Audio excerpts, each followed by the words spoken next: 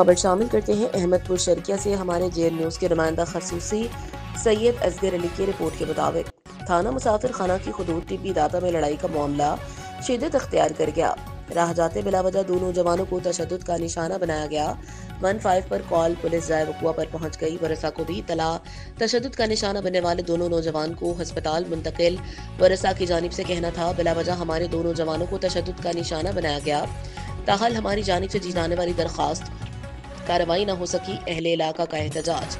اہل علاقہ میں شامل رفیق احمد، حافظ منور، غلام مرتضیٰ، محمد پہلوان، محمد ظہور، محمد تنویر، محمد اعجاز، محمد زاہد، محمد حنیف، محمد اسلم، محمد اظہر، نذر حسین وغیرہ کا کہنا تھا کہ میرا بھتیجا فرحان بعمر تقریباً 10 سال جس کا دماغی توازن درست نہ ہے، غلطی سے ہمارے قریبی ہمسایوں کے گھر میں داخل ہوا تو یہ لوگ طیش میں آگئے، جن میں شامل محمد بخش رمضان، محمد آصف، سرفراز، عرفان شہزاد، شعیب جہاں زیب، منظور احمد ولید، وحید عمر اور دیگر نے اسے قابو کر کے زنجیروں میں باندھ کر تشدد کا نشانہ بنایا۔